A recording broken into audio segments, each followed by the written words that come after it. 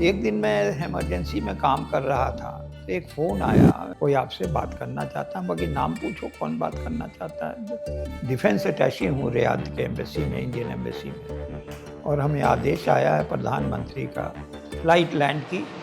तो honourable prime minister Modi साहब उतरे और बोले कि बहुत प्रसन्नता हुई आपसे मिलके डॉक्टर साहब, आपको फीस उस मिला ना? हम कहा कि अरे उसकी कौन सी बात है, थोड़ा आप आसपास हमें घुमा दें अगर आप फ्री हैं। तो हम कहा कि हम एकदम घुमा देते हैं। पहले वो बोले कि नहीं, हमको बॉर्डर ले चलिए, ये इराक के। हम कहा कि तो बड़ा डिस्टर्ब्ड एरिया है। मैं बैठे ही हुआ था आईसीयू में, सीसीयू में पेशेंट्स को अटेंड कर रहा था। इतने में कोई बोला हमसे कि मुख्यमंत्री जी आए हैं। मैं मुख्यमंत्री? क्या प्रॉब्लम हुआ था? उनको चेस्ट पेन हुआ था। जब आप पढ़ाई कर रहे थे आपको एक मौका मिला इंदिरा गांधी से भी मिलने का। ओपन कार में वो थी, वो रूफ हटा हुआ वो गाड़ी थी, और वो सीट के ऊपर चढ़ी होकर लोगों को वेव कर रही थी और हाथ मिलाया, उन्होंने शेक हैंड भी किया। तो बोले कि भाई बिहार में मैं इतने गोरे लोगों को कम देखता हूँ। उस ज़माने में फ़ोटो ली गई, मगर वो तो आप जानते हैं कि मोबाइल का ज़माना नहीं था। पीएम मोदी के साथ फोटो है कि नहीं? हाँ, वो है। सऊदी में भी रहे सर आप। वो बिहार सरकार के पूर्व स्वास्थ्य मंत्री तेज प्रताप यादव भी आपसे मिले। तेज प्रताप जी एक दिन आए अभी रिसेंटली। अच्छा। और पूरा हॉस्पिटल को उन्होंने देखा और बहुत अप्रिशिएट किया। मेरे पास भी आए। और भी किसी वीआईपी के साथ कभी समय गुजारने का मौका मिला? एपीजे अब्दुल कलाम साहब से मुलाकात हुई, वो आए हुए थे, उनका जो दर्शन था हो गया। फिर वो प्लेन में बैठे एंड देन द प्लेन। तो लाइव सिटीज पॉडकास्ट के एक और नए एपिसोड में आपका स्वागत है। इस एपिसोड में हम आपको सुना रहे हैं बिहार से जुड़ी रोचक कहानियां, इन्फ्लुएंशियल लोगों की स्टोरीज भी सुना रहे हैं, साथ ही कुछ पॉलिटिकल किस्से और पॉलिटिशियंस के किस्से भी सुना रहे हैं। इस कड़ी में एक और नए एपिसोड को लेकर मैं यानी कि अक्षय आनंद आपके साथ हाजिर हूं। इस चर्चा में हम मिलेंगे पूरे दुनिया में ख्याति प्राप्त करने वाले बिहारी मूल के उस डॉक्टर से जिनका नाम है डॉक्टर खालिद हुसैन। सर, बहुत स्वागत है आपका लाइव सिटीज के पॉडकास्ट। वेलकम टू यू, और बहुत थैंक्स। सर, आपने पीएम मोदी का ट्रीटमेंट किया, बिहार में तब सीएम कर्पूरी ठाकुर का ट्रीटमेंट किया, इंदिरा गांधी से मिले और वर्ल्ड वाइड आपने हेल्थ सर्विसेज दी हैं। तो इसी के इर्द गिर्द आज का हमारा ये जो चैट है वो घूमेगा। तो ऑडियंस, अगले 50 मिनट आपके लिए बहुत इंटरेस्टिंग होने वाला है, क्योंकि एक डॉक्टर के नजरिए से पूरे दुनिया को देखने का एक मौका आपको मिलने वाला है। साथ ही पीएम, फॉर्मर सीएम और फॉर्मर हेल्थ मिनिस्टर तेज प्रताप यादव को भी कैसे ट्रीट किया है डॉक्टर खालिद हुसैन ने, इस पर भी हम चर्चा करेंगे। सर, सबसे पहले जो सबसे इंटरेस्टिंग और सबसे अट्रैक्टिव पॉइंट है हमारे इस चर्चा का, वहीं से शुरू करते हैं जी। क्या था सर वो स्टोरी जब आप पीएम से मिले और उनकी ट्रीटमेंट आपने की, उनसे, उनके साथ एज अ मेडिकल कंसल्टेंट आपने समय बिताया? जी, मुझे इंडियन एम्बेसी में उस ज़माने में जो एम्बेसडर थे, भारत के राजदूत थे, उनका फ़ोन आया कि 18 फरवरी था मोस्ट प्रॉबेबली, जहाँ 2018 को, कि पीएम का प्रोग्राम कल है और वो दिल्ली से आ रहे हैं और मैंने आपको सेलेक्ट किया है कि आप उनके अटेंडिंग डॉक्टर रहेंगे और आप उनके साथ रहेंगे। अच्छा। तो हमने कहा कि बहुत बहुत शुक्रिया आपका कि आपने मुझे सेलेक्ट किया और मेरे में कॉन्फिडेंस रिपोज किया, क्योंकि बहुत बड़ा ऑनर है प्राइम मिनिस्टर को उनके साथ अटैच होकर एज ए डॉक्टर रहना और देखना। तो उन्होंने पूरा आइटिनरी हमको दिया, एक प्रिंटेड आइटिनरी जो उनका प्रोग्राम था, कि वो 8 बजे एयरपोर्ट आएंगे और उसके बाद से यहाँ से वहाँ जाएंगे, जो जो उनका प्रोग्राम था। उन्होंने कहा कि आप बाई 7:30 तक आप एयरपोर्ट आ जाइए, 7:30 बजे तक। तो मैंने गया एयरपोर्ट, उनको फिर फ़ोन किया मैंने अर्ली मॉर्निंग। बोले कि 4 बजे आप रेडी हो जाइएगा, क्योंकि एयरपोर्ट का जो एरिया डेजिग्नेटेड एरियाज़ है वो सिक्योरिटी के वजह से हर आदमी नहीं अलाउड है। तो जो एम्बेसी की गाड़ी है उससे आपको हम लोग ले जाएंगे, जो राजदूत की गाड़ी है। खैर उनकी गाड़ी आई, 4 बज रहा था सुबह का, अंधेरा था, फरवरी का महीना था और मैं रेडी था। कंट्री कौन सी थी? Oman, Muscat, Oman. हाँ। और मैं रेडी होके गया और अपना ये वो सब लेके स्टेथोवेस्ट जो मेडिकल इक्विपमेंट्स है, और हमको ले जाया गया वहाँ पर ओमान शेरेटन होटल में पहले, जहाँ के फ़्लाइट इंजीनियर वगैरह और कुछ लोग बैठे हुए थे जो एडवांस पार्टी से आ गए थे, और उन लोगों के ने हमको ब्रेकफास्ट वगैरह वहाँ खिलाया, और फिर हम लोग मस्कत इंटरनेशनल एयरपोर्ट चले गए।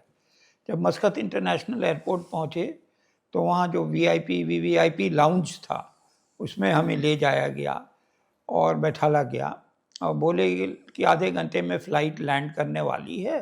उनकी स्पेशल जो एयर इंडिया 1 फ़्लाइट है उससे वो आ रहे हैं, और आप जब लैंड करने लगेगी तो हम लोग आपको ले जाएंगे फ़्लाइट के एकदम जो उसका जो लैडर है वहाँ तक, क्योंकि doctor has to be present there. हम ठीक है।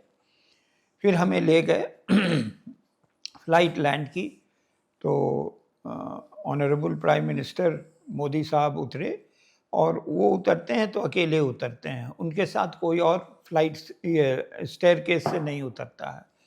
वो उतरे और हम लोग लाइन में खड़े हुए थे, इंडियन एम्बेसडर थे और एक ओमान के मंत्री भी थे जो कि ओमान गवर्नमेंट के तरफ से उनको रिसीव करने आए थे, डिप्टी प्राइम मिनिस्टर थे, उप प्रधानमंत्री थे ओमान के, वो थे, और हम थे, और एम्बेसडर थे, और एम्बेसी के स्टाफ कुछ थे।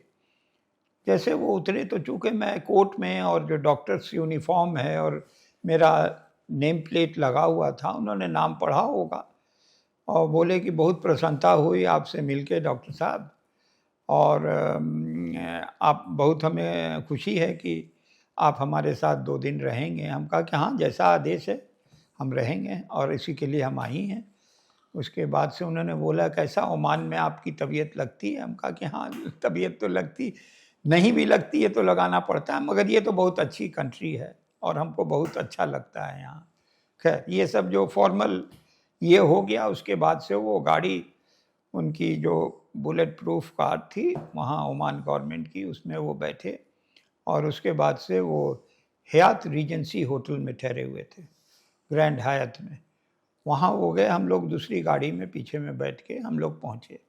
उसके बाद से वो रूम में उनको एस्कॉर्ट किया गया, वहाँ गए, और उसके बाद से जो है हम एक डॉक्टर का नीचे रूम बना दिया गया था, जहाँ डॉक्टर अपने स्टाफ के साथ बैठेगा, और उनके साथ 35 लोग थे, 35 आदमी में फ़्लाइट इंजीनियर थे, एयर स्टूवर्ड थे, मेल फीमेल, और उसके बाद से एक नर्स थी। इस तरह से 35 लोग थे। तो हमको ब्रीफ किया गया, और उनके जो कमांडर थे फ़्लाइट के, मेहता साहब, वो हमसे मिले और बोले कि हम कमांडर ऑफ द फ़्लाइट हैं और हम साहब के साथ हमेशा रहते हैं, हम अमेरिका भी उनको ले जाते हैं। और उसके बाद से जो है वो ब्रेकफास्ट और ये हुआ। इतने देर में हम बैठे हुए थे कि लाउंज में, वहीं पर होटल लाउंज में, कि देखा कि मोदी साहब उतर रहे हैं, और जब वो उतर रहे थे उनके पीछे और लोग थे सिक्योरिटी वगैरह, और फिर हम लोग सब लोग खड़े हो गए। फिर उन्होंने हमारे पास आए और हमको बोले, सिंगल आउट करके उन्होंने कहा कि बहुत प्रसन्नता हुई आपसे, एयरपोर्ट पर भी मुलाकात हुई, यहाँ भी हो रही है, और आपको फीस उस मिला ना? हम कहा कि अरे उसकी कौन सी बात है तो उसके लिए तो क्या कहना। तो उसके बाद से जो है उन्होंने बोला कि जो है हम अभी कहाँ जा रहे हैं, तो आप लोग अभी यहीं रहिए, अगर कुछ आवश्यकता होगी तो बुलाया जाएगा। मैं ठीक है। उसके बाद से मैं बैठ गया, और चूँकि ड्यूटी मेरी थी, दिन भर वहाँ बैठना था जब तक वो वापस नहीं जाए। मैं बैठा रहा होटल में, तो स्टाफ वगैरह जो थे एयरलाइंस के, उनके साथ जो आए थे, सब उनके बहुत ही क्लोज़, माने जो पर्सनल स्टाफ जिसको कहिए, सब थे। उन लोगों से बातचीत होती रही। उसके बाद हमने पूछा कि हमको एक्चुअली करना क्या है जो एम्बेसी का स्टाफ था, जो एडमिनिस्ट्रेटिव स्टाफ था, कि भाई मुझे करना क्या है एज ए डॉक्टर। उन्होंने कहा कि कल जो इनकी फ़्लाइट सुबह में ये निकलेंगे 8 बजे, आपको बाई 7 o'clock सब एक ब्रेथलाइज़र उन्होंने दिया मशीन, कि चेक करना है कि अल्कोहल लेवल तो नहीं किसी में है, और जनरल चेकअप तो है ही है, मगर ब्रेथलाइज़र टेस्ट आपको करना है, और अगर आप सबको जब तक नहीं फिट कीजिएगा फ़्लाइट नहीं टेक ऑफ करेगी। तो मैं कहा ठीक है। उसके बाद दिन भर मैं रहा और शाम में बैंक्वेट हुआ था वहाँ एम्बेसी की तरफ से, कहीं होटल वगैरह में था, आई डोंट रिमेम्बर कौन सा होटल था, तो वहाँ भी हम गए, यहाँ के ओमान साइड के ये थे। और एक स्पेशल बैंक्वेट था जो किंग ने दिया था इनको, और उसमें हम नहीं थे, मगर वो स्पेशल था बैंक्वेट जो कि पैलेस में हुआ था किंग के, अच्छा, उसमें अच्छा। वो गए। उसके बाद से जो है रात हो गई, मेरा बेड लगा हुआ था उसी 5 स्टार होटल में, मैं भी चेंज उंज करके वहाँ पर रिलैक्स किया। तो हमको इन्फॉर्मेशन आया कि आप 3 बजे उठ जाइएगा, हाँ, क्योंकि जो ये फ्लाइट को रेडी होने से पहले स्टाफ को वहाँ पहुँच जाना ज़रूरी है। हाँ, हाँ, हाँ। हम कहा ठीक है, हम रेडी रहेंगे। 3 साढ़े 3 में हम रेडी हो गए और हम इन्फॉर्म कर दिया कि हम रेडी हैं। तो उसी रूम में डॉक्टर्स रूम बनाया गया था मेकशिफ्ट। तो एक लाइन से 35 जो 35 उनके स्टाफ थे सबको खड़ा किया गया और ब्रेथेलाइज़र हमारे हाथ में दिया गया कि आप टेस्ट करें सबको। उसके बाद एक रजिस्टर था जिसमें सबका नाम था 1 बाय 1 करके, और हमको टिक करना था कि अल्कोहल लेवल अगर नहीं है तो ठीक है, नो, अगर है तो कितना परसेंट है। मगर इसका तो कोई सवाल ही नहीं था कि कोई अल्कोहल लेगा प्राइम मिनिस्टर फ्लाइट में। हाँ, उसके बाद हमने बस प्रोटोकॉल है तो एक करना है। प्रोटोकॉल था, हमने हाँ, सबका ब्रेथेलाइजर टेस्ट किया, और मेहता साहब जो कमांडर ऑफ द फ्लाइट थे उनका भी हुआ, सबका हुआ। उनसे बातें होती रहीं कहीं कि हम साहब जहाँ भी जाते हैं मैं जाता हूँ, और हम गुजरात के हैं, और हम बहुत ये हैं उनके कॉन्फिडेंट हैं ये। हम कहा कि हाँ तभी तो आप फ्लाइट से उनका ले जाते हैं।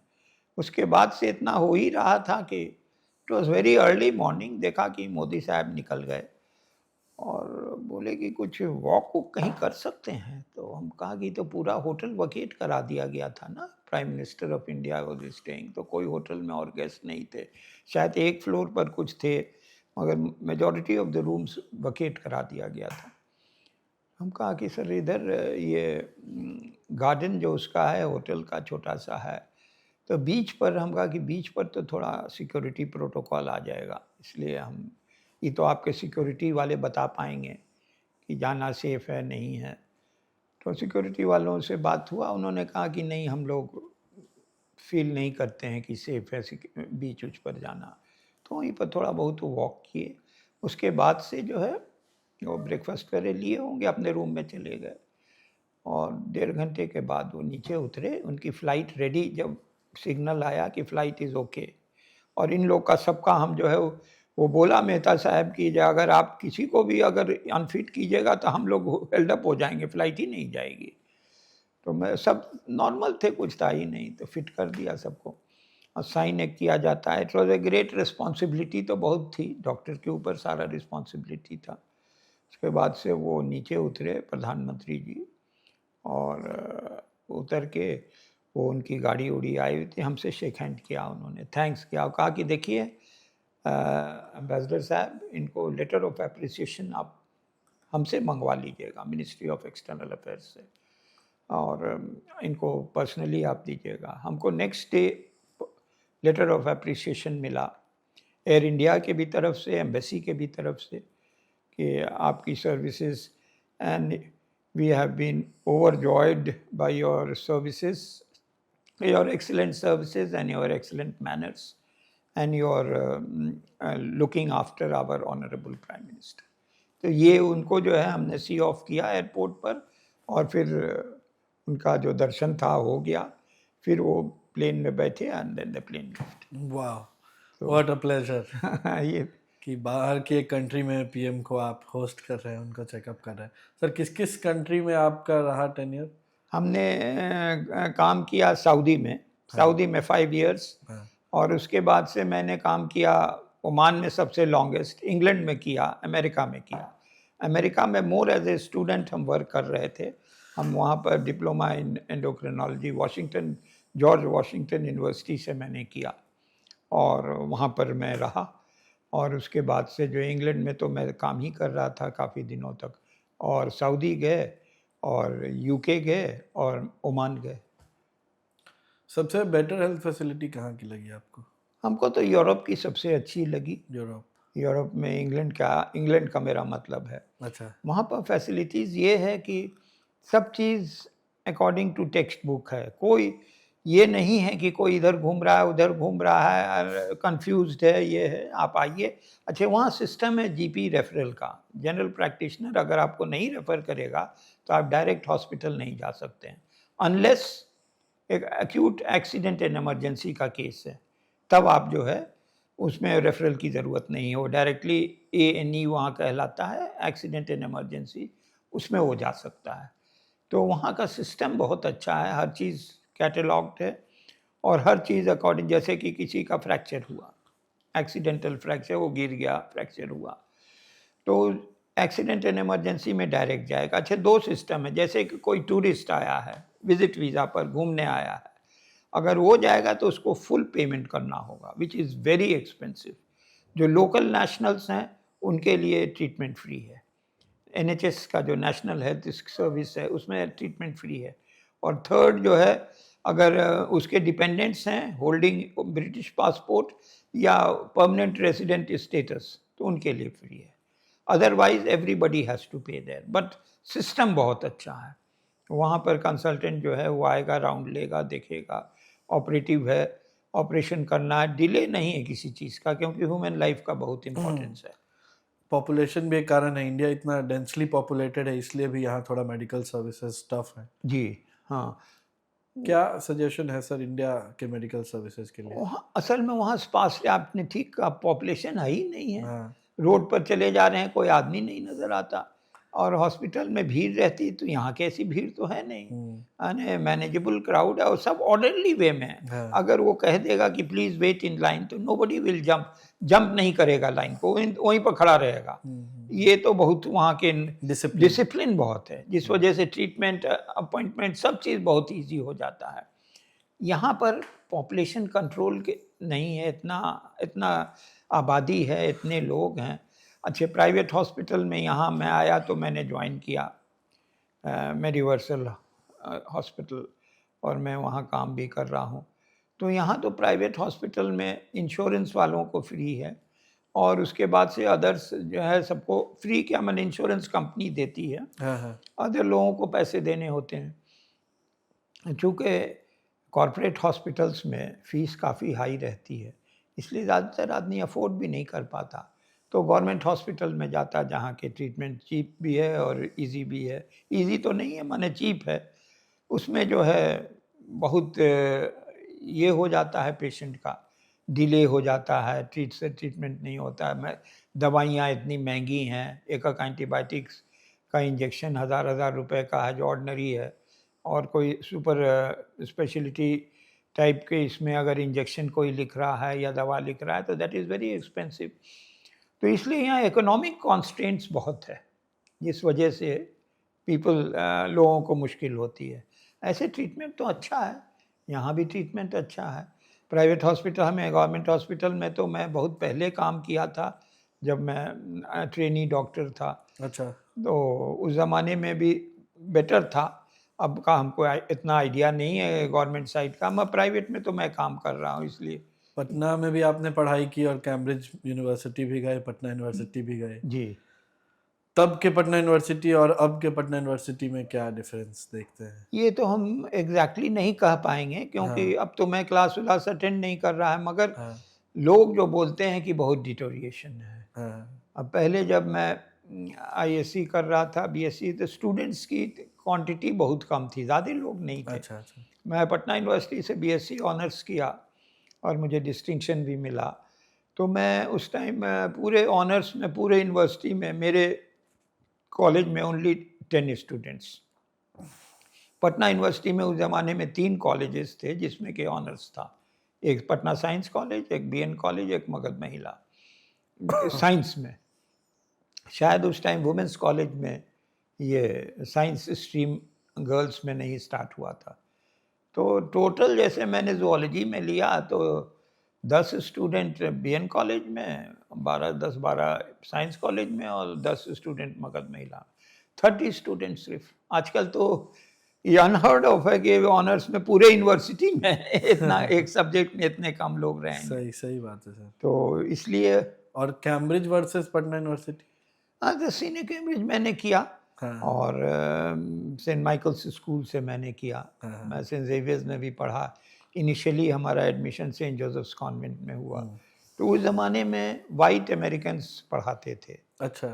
वाइट अमेरिकन्स पढ़ाते थे और और इंग्लिश इंग्लिश लिटरेचर इंग्लिश, तो इसलिए स्टैंडर्ड बहुत हाई था।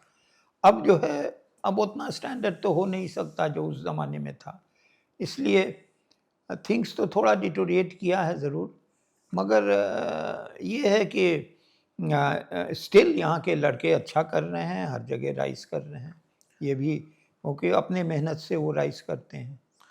पीएमसीएच कैंपस के कार्डियोलॉजी डिपार्टमेंट में आप प्रैक्टिस कर रहे थे, Indira Gandhi institute of cardiology में, और आपको मौका मिला तब सीएम कर्पूरी ठाकुर को ट्रीट करने का। जी। क्या था सर ये पूरा वाक्य? ये ऐसा था कि मैं सीसीयू में as a trainee doctor in charge था उस ज़माने में। कोरोनरी केयर यूनिट जो था Indira Gandhi institute of cardiology का, और मेरे उस दिन रात में ड्यूटी थी, तो मैं बैठे ही हुआ था आईसीयू में, सीसीयू में पेशेंट्स को अटेंड कर रहा था। इतने में कोई बोला हमसे कि मुख्यमंत्री जी आए हैं। मैं मुख्यमंत्री, हम समझा कुछ देखने उखने आए होंगे। तो नहीं नहीं, वो तो पेशेंट हैं। कर्पूरी जी देखा कि उनको ट्रॉली में बाज़ाब्ते लेटा के लाया जा रहा था, और उसके बाद से हम लोग तुरंत एडमिशन वगैरह किया। उनको एक उस ज़माने में जो हमको याद पड़ता है, उनको एक माइनर इन्फाक्शन था। कितने बजे की बात होगी सर ये? ये रात में एक बज रहा होगा, 1 बज रहा एक होगा। या 2 साल बज। हाँ आपको अगर याद हो? हाँ, साल हम समझते हैं कि ये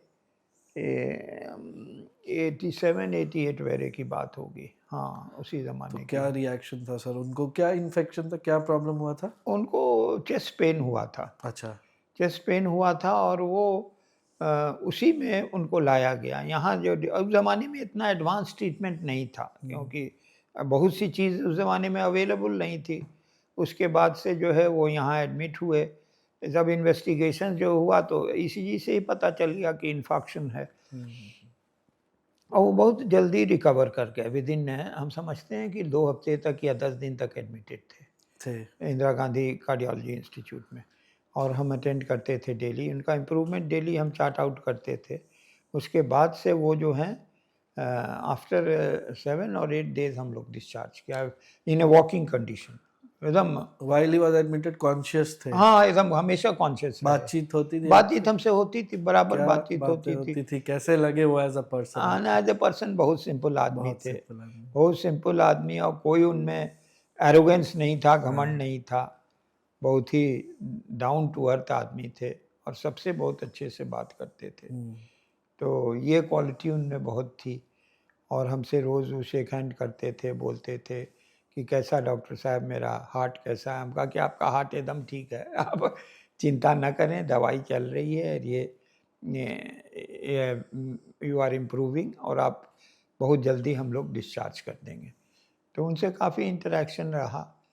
उसके बाद से उनको डिस्चार्ज कर, रिव्यूज भी लेते रहते होंगे हेल्थ फैसिलिटीज को लेकर? हाँ, पूछते थे हमसे कि इंग्लैंड वगैरह में क्या है, यहाँ क्या है। हम कहा कि बहुत डिफरेंस है। डिफरेंस तो खैर है ही है, हाँ। तो मगर ये है कि यहाँ भी इतना बुरा नहीं है।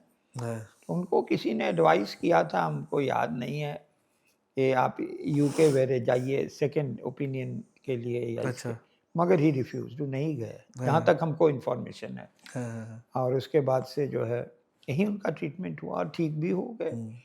और वो बहुत ही ये थे, बहुत थोड़ा खाते थे, खाना बहुत थोड़ा खाते थे, और ऐसे वॉक वूक बहुत करते थे। अच्छा। तो वो जो हैं काफ़ी इस मामले में बहुत ही उनकी रेगुलेटेड लाइफ थी। While he was admitted security भी काफी होगा हाँ, चीफ हॉस्पिटल में, मिनिस्टर थे, नेचुरल बात है। प्लस हाँ एक स्पेशल उनके लिए वार्ड होगा। हाँ, स्पेशल नहीं, सीसीयू में तो सब लोग थे, और भी लोग और भी पेशेंट्स थे? 2-3 आदमी थे। अच्छा। मगर ये था कि उनका जो क्यूबिकल था अलग अलग सा पार्टीशन था, किया हुआ होगा। तो उसमें कर्टन लगाया हुआ, और कोई को आने नहीं दिया जाता था बाहर के लोगों को, क्योंकि इतने लोग आना चाहते थे मिलने को, देखने को। हाँ। तो उनकी फैमिली तो आती होगी। हाँ, फैमिली आती थी, फैमिली आती वो थी। लोग कैसे थे? उन लोग भी अच्छे थे, कोई माने बहुत ही अच्छे इन द सेंस कि बहुत ही रिस्पेक्ट करते थे। Simple living high simple thinking level वगैरह। हाई थिंकिंग, हाँ। हाँ। और बहुत रिस्पेक्ट करते थे डॉक्टर्स का भाई। और बहुत उनका बिहेवियर अच्छा था। जब आप पढ़ाई कर रहे थे आपको एक मौका मिला इंदिरा गांधी से भी मिलने का। जी, हाँ। क्या थी वो स्टोरी सर? वो ये थी कि मैं सेंट माइकल्स स्कूल में था स्टैंडर्ड 10th में, और ये नवंबर या दिसंबर का सर्दियों का मौसम था। तो क्योंकि मैं कोट और टाई हुई में था, स्कूल यूनिफॉर्म जो उस ज़माने में था।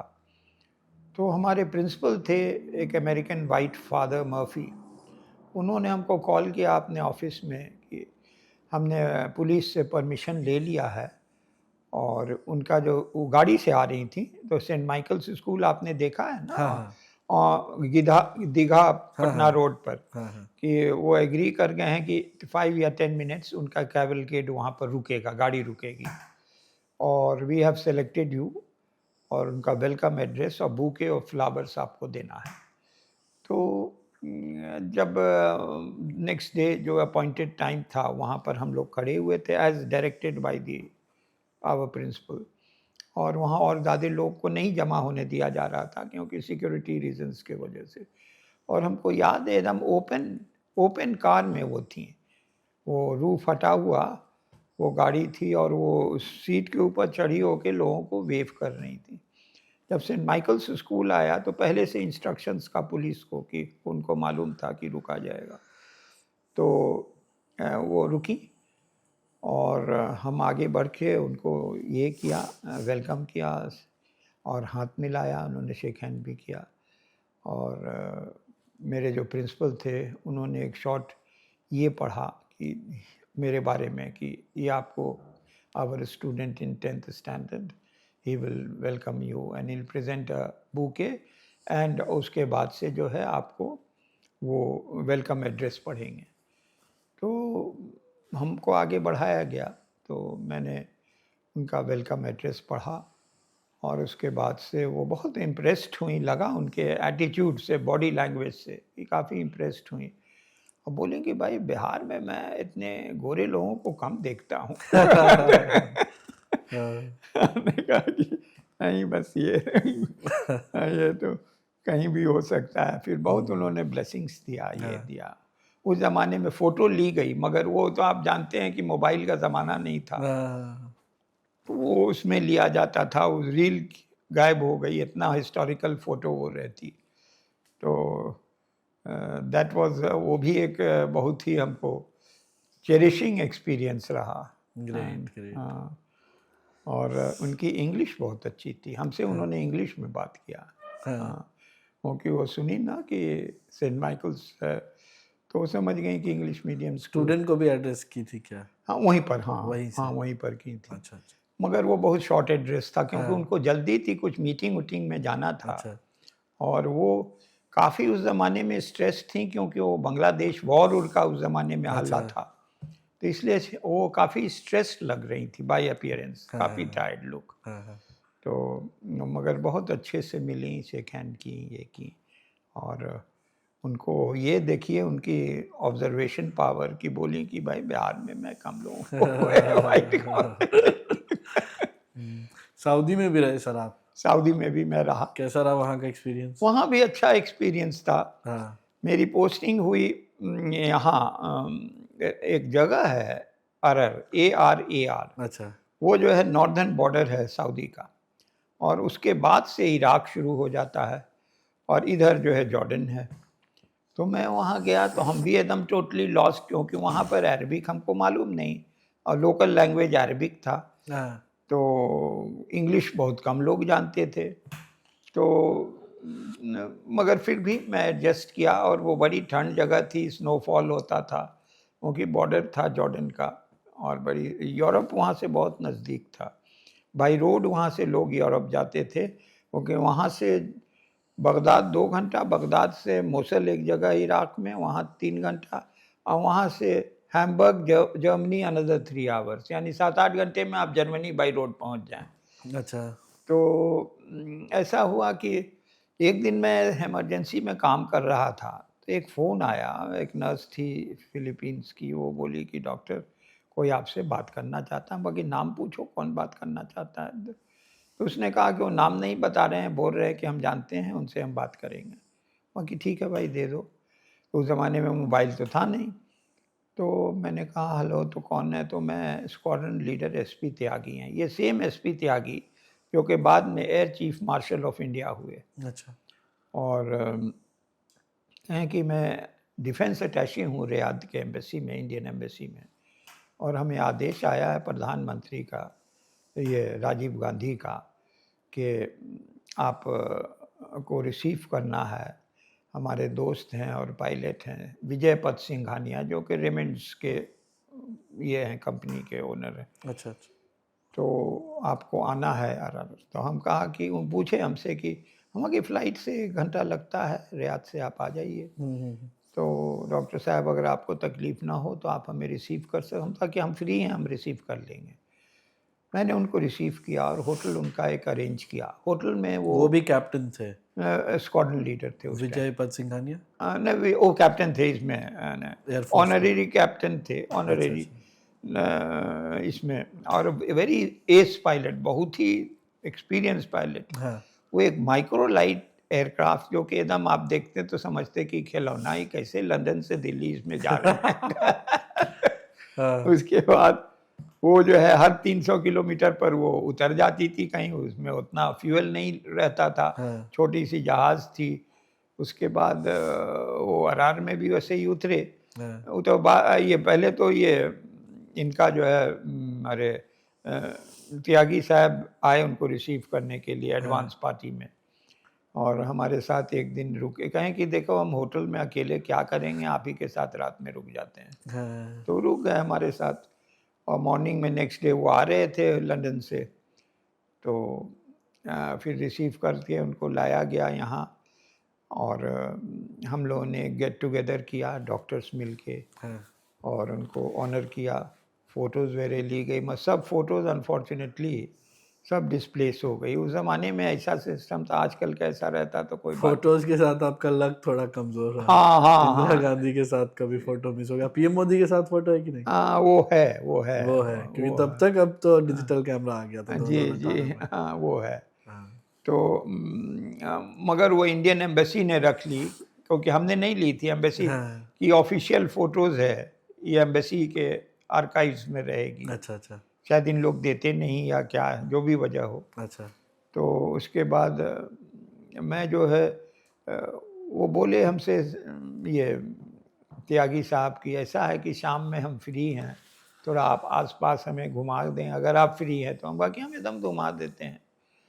तो इनको जो है मैं आस-पास जगह ले, वो बोले कि नहीं हमको बॉर्डर ले चलिए, ये इराक के। हम कहा कि तो बड़ा डिस्टर्ब्ड एरिया है, और उस टाइम ईरान इराक वॉर चल रही थी। हम कहा हाँ, कि तो देखिए अमेरिकन टैंक्स वगैरह जा रहा है।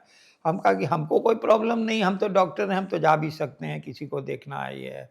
मगर आप तो एयरफोर्स में हैं, इंडियन एयरफोर्स में एम्बेसी के ये है, कहीं कि अरे कौन पूछेगा आप हैं ना। तो उसके बाद से उनको बॉर्डर तक घुमाया। फिर वो बोले कि जॉर्डन के बॉर्डर को भी हम देखना चाहते हैं। मैं चलिए, 100 किलोमीटर वहाँ से था जॉर्डन का बॉर्डर, वहाँ भी उनको घुमाया। अब ये होते-होते 3 बज गया रात का जब हम घर लौटे, और वो मेरे घर ही में उस दिन रुक गए। फिर नेक्स्ट मॉर्निंग उनको सी ऑफ किया। तो बहुत जब वो दिल्ली गए और एयर चीफ मार्शल हुए, तो उन्होंने हमसे कहा कि आप आइए हमसे मिलिए, मेरे साथ एयर एयर हाउस जो है उसमें आप रुकें।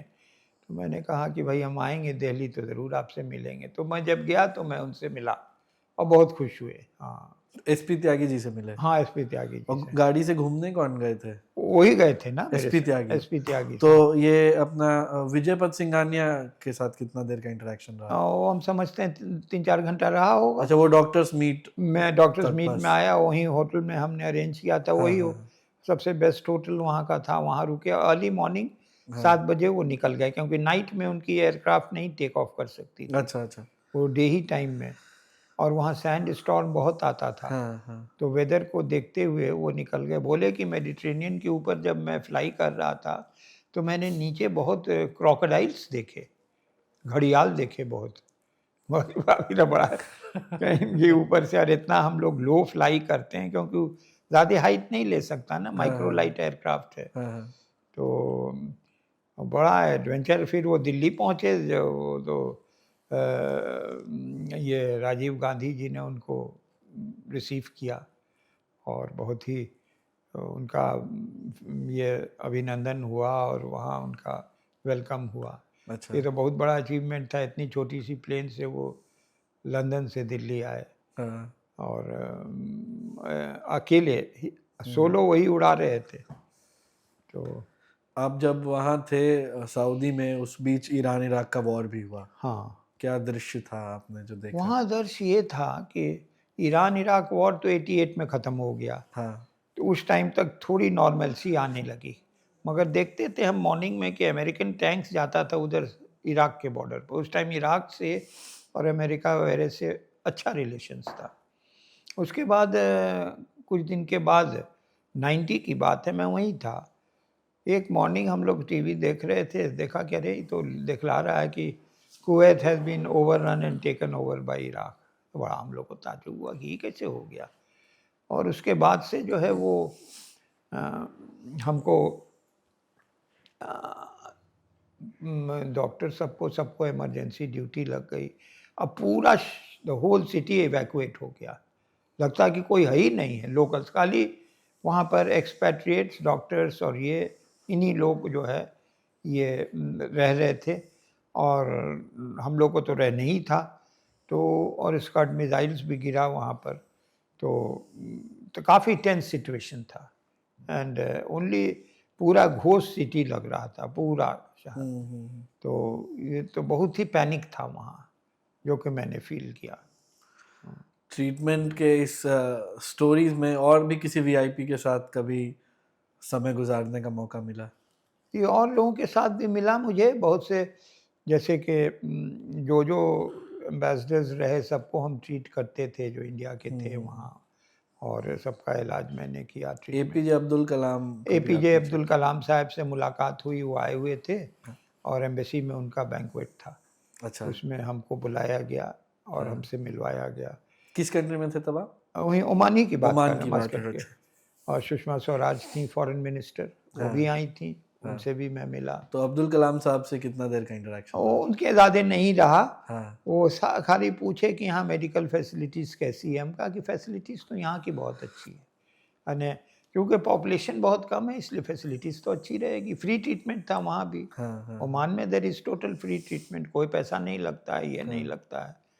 तो इसलिए वहाँ जो है सब लोगों का वेलफेयर स्टेट है, सब लोगों को जो है फ्री ट्रीटमेंट है। तो ये एडवांटेज है। अब तो वहाँ भी कुछ लगने लगा, मगर और जो हेल्थ इंश्योरेंस वाले हैं उनके लिए फ्री है। और वहाँ जैसे कि एक एक्सपीरियंस हम आपको बोलने वाले थे कि एक दिन मैं शाम में ड्यूटी में था और सडनली मेरी नर्स आई दौड़ती हुई और बोली कि एक बहुत सीरियस पेशेंट आ रहा है, डॉक्टर साहब आप रुक जाए। ठीक है, हम रुक जाते हैं। तो देखा कि फिज़िकली लिफ्ट करके 4 आदमी एक आदमी को ला रहे हैं दौड़ते हुए, और जो कैजुअल्टी रूम था उसमें लाके कैजुअल्टी रूम का जो बेड होता है उस पर लिटा दिया। हम कहा कि तो गास्पिंग पेशेंट है, मैंने फर्स्ट एड दिया, पीछे ये कहा, हार्ट ये थंपिंग किया, ये किया, सब चीज़ किया। उसके बाद वो पेशेंट थोड़ा रिवाइव किया, ऑक्सीजन वगैरह दिया, इंजेक्शन दिया, बहुत मेहनत करनी पड़ी और सीपीआर दिया। उसके बाद वो पेशेंट को हम कहा कि यहाँ तो कॉरोनरी केयर यूनिट नहीं है, वहाँ से एक हॉस्पिटल, रॉयल हॉस्पिटल जो ओमान का सबसे बड़ा हॉस्पिटल है गवर्नमेंट का, उसमें ट्रांसफ़र करना था, वहाँ कॉरोनरी केयर यूनिट था। तो वहाँ से डिस्टेंस समझें कि अबाउट 40 किलोमीटर्स में, वहाँ 40 किलोमीटर्स 10 मिनट में कवर हो जाता है, इतनी अच्छी रोड है, ट्रैफिक। तो एम्बुलेंस तो ऐसे भी it supersedes all the traffic laws. अगर उसका ड्राइवर 10 आदमी को मार भी देगा तो कुछ नहीं होगा। तो उसने जो सायरन देता हुआ निकाला, तो एक राउंड अबाउट आता था बीच में, देखा कि यहाँ पर रुका हुआ है, सब गाड़ी रुकी हुई है। तो हमको ताज्जुब हुआ कि तो सायरन दे रहा है, इसको तो क्लियरेंस होगा। उसके बाद से देखा कि कॉन्डोलीज़ा राइस जो कि यूएस सेक्रेटरी ऑफ स्टेट थी, उनकी गाड़ी क्रॉस करने वाली थी। वो ट्रैफिक सार्जेंट ने सीटी बजा के उनकी गाड़ी को रोक दिया और एम्बुलेंस को जाने दिया। और उसमें जो पेशेंट हम कैरी कर रहे थे वो केरला का एक ड्राइवर था, मस्कट म्यूनिसिपैलिटी में काम करता था अच्छा। और उसके लिए यूएस सेक्रेटरी ऑफ स्टेट की जो कैवलकेड थी रोकी गई। दैट वाह। ये जो है शो करता है कि ह्यूमन लाइफ का कितना इम्पोर्टेंस है। हाँ। और हम लोग एकदम रास्ते भर उसको हम्म। एक्सटर्नल कार्डियक मसाज और ये सब करते रहे क्योंकि बहुत ही सिक पेशेंट था। एनीवे हमने उसको वहाँ एडमिट कराया कॉर्नरी केयर यूनिट में और डॉक्टर को वहाँ हैंड ओवर किया। तो ये इंसिडेंट हमको इसलिए याद रहता है कि ह्यूमन लाइफ का कितना इम्पोर्टेंस है। हाँ। एक ऑर्डिनरी आदमी जो कि ड्राइवर है म्यूनिसिपैलिटी में, उसको कितने माने जो कि वीवीआईपी भी रहेंगे तो उनको भी इतना ऐसा ट्रीटमेंट नहीं मिलेगा। सही बात है। तो ये चीज़ें मैंने हमेशा अप्रिशिएट की और ये उसके साथ नहीं, किसी के भी साथ एनी XYZ कोई भी जाएगा उसका ट्रीटमेंट होगा। सही बात है। सेलिब्रिटीज के लिस्ट में बिहार सरकार के पूर्व स्वास्थ्य मंत्री तेज प्रताप यादव भी आपसे मिले जी, पटना वो में। यहाँ मैंने जब लौटा हाँ। उसके मैंने ज्वाइन किया मेडिवर्सल हाँ। क्लिनिक यहाँ पर जो है कंकड़बाग। नहीं, कंकड़बाग उसका हॉस्पिटल है, ये आउट पेशेंट्स डिपार्टमेंट। अच्छा अच्छा। तो उसमें तेज प्रताप जी एक दिन आए अभी रिसेंटली अच्छा। और पूरा हॉस्पिटल को उन्होंने देखा और बहुत अप्रिशिएट किया। मेरे पास भी आए और बोले कि डॉक्टर साहब आप कार्ड अपना दे दीजिए हमको। मैं ठीक है दे देते हैं। और उनको कुछ थोड़ा बहुत ये था, उन्होंने हमसे पूछा क्या ट्रीटमेंट ये है, जो है हमने बता दिया और कुछ दवाई ववाई लेके फिर वो चले गए। अच्छा। और बड़ा उन्होंने कॉर्डियली हमसे मिले और बड़े अच्छे से मिले और बातचीत भी हुई। बातचीत भी हुई। हाँ, बोले कि ये आप तो बहुत बिजी रहते हैं, ये वो पूछ रहे थे। हाँ। बाकी हाँ, डॉक्टर की लाइफ में तो बिजी रहना ही रहता है। लगता है लगभग 1 साल पहले चेस्ट पेन की शिकायत हुई थी मेडिवर्सल हाँ, कंकड़बाग में। पहले भी आए थे, वो 1 साल पहले तेज की बात प्रताप है, ये तो यादव अभी जी की ने। बात हम बता अच्छा रहे हैं अच्छा। आपको। जब वो मेडिवर्सल कंकड़बाग आए थे तब आपसे कोई इंटरेक्शन? उस टाइम हम नहीं, हम विदेश में थे। अच्छा, विदेश में थे। हाँ, उस टाइम हाँ। तो उस टाइम इस बार ये हुआ। हाँ, और उसके बाद से जो है मैंने मस्कट में CJI chief justice of India आए हुए थे, AM अच्छा, अहमदी साहब, अच्छा। At that time they then CJI। तो मैंने फ़ोन किया, हमारे दोस्त थे वो फर्स्ट सेक्रेटरी थे इंडियन एम्बेसी में। मैंने पूछा कि CJI साहब आए हुए हैं, मैं उनसे मिलना चाहता हूँ। तो बोले कि कोई बात नहीं, हम अब मिल लीजिए। हम कहा कि फ़ोन नंबर दीजिए उनका। मोबाइल उस टाइम भी इतना प्रचलन नहीं था। हाँ। तो होटल के सेंट्रल एक्सचेंज में उन्होंने नंबर दिया कि आप बोलिएगा, वो कनेक्ट कर देगा। हाँ। तो मैंने कहा कि जो चीफ जस्टिस इंडिया से आए हैं उनसे मैं बात करना। उसने कनेक्ट कर दिया तुरंत। तो हमसे उनसे बात हुई फ़ोन पर। तो बोले कि हम कहा कि मैं आपसे मिल भी लेना चाहता हूँ। इनका आप आ जाइए। और फिर उसके बाद से हम गए, वो ओमान शेरेटन होटल में ठहरे हुए थे और गए तो वहाँ पर और भी लोग थे बैठे हुए मिलने के लिए। जब मेरा कार्ड उनको मिला, उन्होंने फ़ौरन हमको बुला लिया और फिर बहुत सारी बातें उनसे होती रहीं और बड़े अच्छे से मिले और बोले कि हमारे लायक कोई सेवा हो। हम कहा कि नहीं, सेवा क्या आप यूएस की हेल्थ फैसिलिटीज हाँ, कैसी हैं? यूएस की हेल्थ फैसिलिटीज़ यूके से हमको बेटर लगी। यूके से भी बेटर? बेटर लगी इस मामले में कि वहाँ ट्रीटमेंट जो है ना, हर आदमी इंश्योर्ड है तो ट्रीटमेंट फ्री है। अच्छा। और वहाँ पर पॉपुलेशन यूएस में ज़्यादा है? यूएस में ज़्यादा है, यहाँ तो बहुत कम पॉपुलेशन है यूके में। हाँ। तो वहाँ की फैसिलिटीज़ में यह है कि आपको हॉस्पिटल्स तो state of the art hospital है, इसमें कोई शक नहीं है। सिवाय ये कि जो बाहर से ट्रीटमेंट कराने जाते हैं उनके लिए बहुत एक्सपेंसिव है। अच्छा। अदरवाइज जो लोकल वहाँ के हैं, अमेरिकन नेशनल हैं, ये हैं, उन लोग के लिए तो इट इज़ वेरी गुड। और जो हॉस्पिटल है वो तो खैर देखने लायक है। क्योंकि इंडिया में जितना एक्सपेंसिव होते जा रहा है मेडिकल फैसिलिटी, गवर्नमेंट उतना अप टू मार्क तो नहीं कर पा रही है, जिस कारण से प्राइवेट बहुत डेवलप कर रहा है। कैसे देखते हैं सर इसको, कैसे रोका जाए? क्योंकि गरीब आदमी है वो सरकारी में ही है। हाँ, पॉपुलेशन एक रीज़न है, लेकिन जो मिडिल क्लास है या जो हायर क्लास है वो प्राइवेट में जा रहा है जहाँ बहुत मोटा बिल हाँ, बन जाता है। कैसे इस डिफरेंस को खत्म किया जाए देखिए मेडिकल इसमें सर्विसेज ये है में? कि पहले तो हेल्थ एजुकेशन ज़रूरी है। हाँ मैनी डिजीज़ेज़ आर प्रिवेंटेबल। हाँ जो अगर prevention is always better than cure. हाँ। तो अगर जैसे कि डेंगू का सीज़न आता है, यहाँ डेंगू सितंबर अक्टूबर में बहुत होता है। अगर आप फॉगिंग कीजिए, सफाई रखिए, घर में सफाई रखिए, बाहर में रखिए, तो ये सब तो डिज़ीज़ एलिमिनेट हो जाएगी। हाँ जैसे कि फॉरेन कंट्रीज़ में chest tuberculosis has been almost माने वो ख़त्म कर दी गई, अब इरेडिकेट हो गई है। मलेरिया भी ऑलमोस्ट इरेडिकेटेड है, 1-2 केस हो गया तो हो गया। तो ये तो अगर पर्सनल हाइजीन है और जनरल अपलिफ्टमेंट है और जनरल सफाई है अच्छी, तो बहुत सारी डिजीज़ेज़ तो ऐसे ही ये हो जाएगी। अच्छे और खान-पान में है, अगर इम्प्योरिटीज़ नहीं है, प्योर फूड है, तो हेल्थ तो अच्छा रहेगा।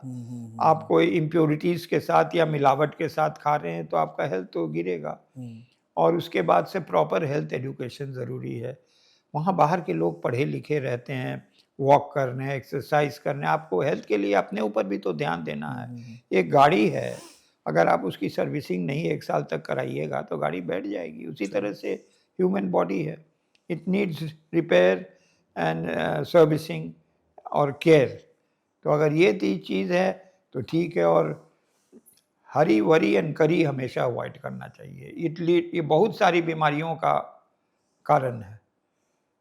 हरी वरी एंड करी। सो करी क्या? करी में उसमें ऑयल बहुत रहता है, अच्छा अच्छा अच्छा। तो लोग खाते हैं इतना ऑयली फूड, उससे जो है बहुत सारी बीमारियां हो सकती हैं। हाँ, जैसे कोलेस्ट्रॉल है, हार्ट डिजीज़ है, हम्म, कोरोनरी आर्टरी डिजीज़ है, ये सब हो हम्म, सकती है।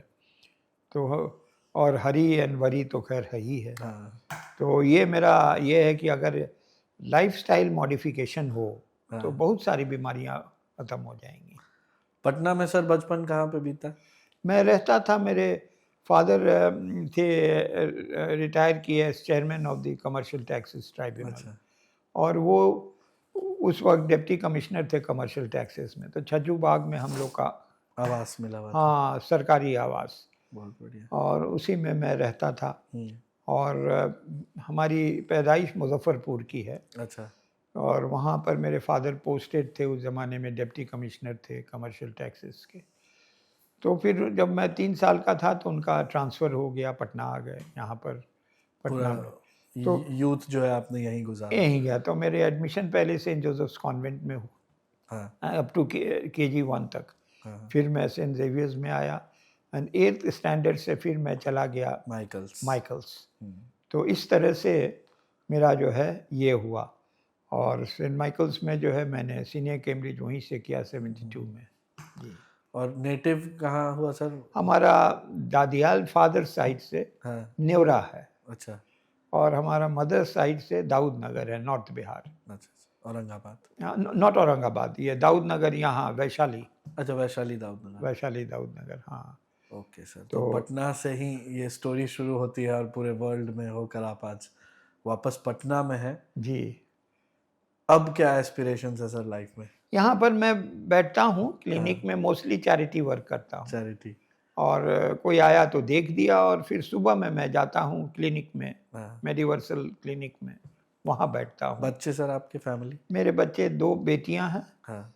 और एक बेटी इंजीनियर है, और उसने एमबीए किया, और वो ब्रिटिश टेलीकॉम में काम करती है लंदन में। अच्छा और मेरे सन इन लॉ डॉक्टर हैं वहाँ। अच्छा। और सेकंड बेटी मेरी लखनऊ मेडिकल कॉलेज से एमबीबीएस की, और वो भी उसका जॉब हो गया, पास कर गई एग्ज़ाम, ब्रिटिश एग्ज़ाम, हाँ। और वो इंग्लैंड जा रही है, अच्छा वहीं प्रैक्टिस और करेंगे। वहीं पर प्रैक्टिस कर रही है। जीपी ट्रेनिंग में उसका अपॉइंटमेंट हुआ है, बहुत बढ़िया सर। तो वो भी इंग्लैंड जा रही है। जी। चलिए। और अभी सर चैरिटी वर्क पटना में करते रहना है। हाँ, चैरिटी वर्क। और क्या स्पेशलिटी रही सर आपके करियर में? आपका काफी मल्टीफेरस करियर रहा, काफी सारे जी, जी। फील्ड्स में आपने किया, तो सर डा क्या क्या आप देखते हैं? अभी मैं इंग्लैंड गया हुआ था 3 महीना पहले, तो मैं हाँ। वहाँ से डिप्लोमा इन डायबिटोलॉजी करके आया। अच्छा अच्छा। और मैं डायबिटोलॉजिस्ट था भी, मस्कट हाँ में भी मैं देख रहा था हाँ। डायबिटीज़ का। तो अभी तो मैं एज़ ए डायबिटोलॉजिस्ट और इंटरनल मेडिसिन दो चीज़ में मैं कर रहा हूँ basically as a diabetologist. Diabetes sir, tension, stress, इन चीज़ों से तो खूब बढ़ता है। हाँ हाँ, क्या सजेस्ट करेंगे सर डायबिटीज पेशेंट्स को? ये तो आजकल बहुत सारी दवाइयाँ आ गई हैं, बहुत हाँ। सारे इंसुलिन प्रिपरेशंस भी आ गए हैं, हाँ जो कि एक इंसुलिन प्रिपरेशन आया जो फैट लोगों में दिया जाता है, ओबीज लोगों में, वंस अ वीक ओनली। अच्छा। तो ओज़ेम्पिक उसका नाम है। तो वो देने से जो है वेट भी कम होता, शुगर भी कंट्रोल होता। किसी को हेरिडिटी अगर है डायबिटीज, तो कैसे वो रोक सकते हैं इसको होने से? देखिए डायबिटीज़ का 3-4 कारण है। एक तो जो है जुवेनाइल डायबिटीज़ है, जो कि एकदम यंग एज में होती है, उसमें हेरिडिटरी से नहीं उतना ये है हाँ। कनेक्शन, क्योंकि any chronic infection it can lead to diabetes at that age. Second जो है मैच्योरिटी ऑनसेट डायबिटीज़ है, जो आफ्टर ए सर्टेन एज 20-25 में होती है। ये जो है रिलेटेड टू हेरिडिटरी है, और इसका प्री डिस्पोजिंग फैक्टर्स है कि आप बहुत ओबीस हैं, आप लेथार्जिक हैं, आप एक्सरसाइज नहीं कर रहे हैं, तो ये प्री डिस्पोज करता है डायबिटीज़ को। और थर्ड जो है एक प्रेगनेंसी रिलेटेड डायबिटीज़ है, जेस्टेशनल डायबिटीज़, जो होती है और फिर डिसअपियर हो सकती है, फिर रिकर कर सकती। और फोर्थ जो है ड्रग इंड्यूस, बहुत सा जैसे स्टीरॉइड्स है, उसको खाने से शुगर बढ़ सकता है। तो ये सब उसके कारण है, मगर एक लाइफस्टाइल मॉडिफिकेशन बहुत इम्पॉर्टेंट है। अगर आप वॉक कर रहे हैं, अगर आप बैलेंस डाइट ले रहे हैं, अगर आप अपने बॉडी को मेंटेन कर रहे हैं, आप मोटे नहीं हैं, तो ये सब चीज़ें जो हैं कंट्रोल में रहेंगे। कंट्रोल में रहेंगी। कुछ पेशेंट्स से जो डायबिटीज को ट्रीट कर रहे हैं, मैंने सुना कि आजकल आयुर्वेदिक दवा भी काफी एक रोल प्ले करता है। आपको इस बारे में कुछ? आयुर्वेदिक दवा कहाँ, चूँकि हम लोग मेडिकल साइड में हैं, इसलिए हम लोग को कोई डॉक्यूमेंटेड एविडेंस नहीं है। हाँ। अनडॉक्यूमेंटेड एविडेंस पर हम लोग दवाई नहीं प्रिस्क्राइब करते। तो इसलिए सर्टेन केसेस में देते हैं, जैसे कि क्रॉनिक एलर्जी में ब्रिसॉल एक दवा आती है, हम लोग प्रिस्क्राइब करते हैं। हाँ हाँ वो कुछ क्या जड़ी बूटी का, उसका आयुर्वेदिक का है, हाँ हाँ उससे बहुत फ़ायदा होता है। हाँ तो सर्टेन केसेस में हम लोग देते हैं, जैसे लिव 52 है, हाँ। फैटी लिवर में हम लोग देते हैं, उससे काफ़ी रिलीफ है, अच्छा है। हम्म। तो ये डिपेंड करता है। मगर डायबिटीज़ के लिए भी दवा कुछ निकली है आयुर्वेदिक, कितना कितना वो एफिकेशियस है और कितना वो हेल्पफुल है, ये हम नहीं कह सकते। तो उसकी कोई डॉक्यूमेंटेड एविडेंस एटलीस्ट मैंने नहीं देखा है। और कुछ बात जो आप हमारे ऑडियंस को कहना चाहें, क्योंकि हमें लगता है कि मोस्ट ऑफ द थिंग्स जो डिस्कस होना था वो हो गया है। और ये है कि जो है टू बी हेल्दी हाँ you have to lead a very sober life. जो बैड एलिमेंट्स हैं जिससे कि डॉक्यूमेंटेड है, स्मोकिंग है, एक्सेस ऑफ अल्कोहल है, एक्सेस ऑफ फैटी फूड्स है, और लेथार्जिक लाइफ है, इसको अवॉइड करें। एक एक्टिव लाइफ लीड करें, वॉक करें। और ठीक, कोई ज़रूरी नहीं है कि आप ट्रेडमिल पर वॉक करें, वो नहीं, आप नॉर्मल वॉक करें ना। एंड 5 डेज अ वीक आप 15-20 मिनट वॉक करें, वही सबसे बड़ा एक्सरसाइज है। उससे आपको जो है बहुत सारी बीमारियों से आप बचे रहिएगा। और अगर बीमारी चूँकि हो गई तब तो, अब जैसे डायबिटीज़ हो गई तो उसके बाद से तो प्रिवेंशन का सवाल नहीं है। ऑलरेडी आप हो गए तो आपको तो दवाई खाना होगा, हाँ। लाइफ़स्टाइल मॉडिफ़िकेशन करना होगा, एक्सरसाइज़ करना होगा, और उसके बाद से मेडिसिन लेना होगा, और डाइट कंट्रोल करना होगा। और diet is also very important. सही बात है। कैलोरीज़ को काउंट करके खाएँ तो बहुत अच्छा है। हाँ, क्योंकि बहुत लोग रोटी चावल आलू इनको कैलकुलेट नहीं करते, जबकि बनता ये भी शुगर ही है। हाँ, एकदम है। तो एक इससे आ रहा है और फिर मीठा खा लिए, तब तो फिर तो बात ही खत्म। हाँ, मीठा खाएँ कोई बात नहीं है। हाँ। आजकल तो कैलोरीज़ में इतना है कि इतना आप खा सकते हैं, अच्छा डायबिटिक अच्छा। पेशेंट भी खा सकता है। बस फिजिकल वर्कआउट अब करते फिज़िकल रहे। वर्क करें और एक्सरसाइज़ करें, अपने बॉडी को ब्रिस्क वॉकिंग जिसको कहते हैं, हाँ, मेंटेन स्वेट करें, ब्रिस्क वॉक मेंटेन करें। करें, और टू मच ऑफ स्ट्रेस हाँ, ये नहीं लें। स्ट्रेस से भी स्ट्रेस से शुगर बहुत का सारी बहुत। बीमारियाँ हो जाती हैं, अच्छा। क्योंकि जो भगवान को मंज़ूर है वो तो होईगा। हाँ उसमें तो कोई का इंटरफेरेंस नहीं है, तो इसलिए हाँ। वरी करने से तो प्रॉब्लम नहीं सॉल्व होता है। सही बात है। इसलिए आप स्ट्रेस रिलेटेड बहुत सारी डिजीज़ेज़ हो गई हैं, तो स्ट्रेस को रोकना चाहिए। चलिए।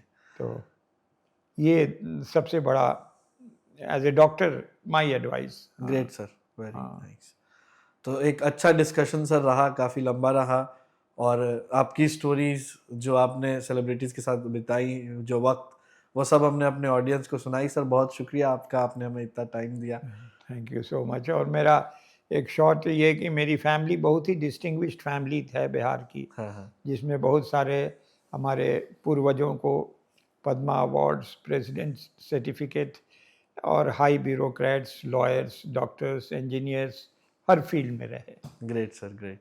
और आपने भी जिस तरह काम किया, काफ़ी रिमार्केबल था, पीएम, सीएम और हाँ। APJ Abdul Kalam former president. तो एक बहुत इंस्पायरिंग स्टोरी आपकी जो आज हमने अपने ऑडियंस को सुनाई। सर शुक्रिया आपका इस महत्वपूर्ण वक्त को हमें देने के लिए। Thank you so much.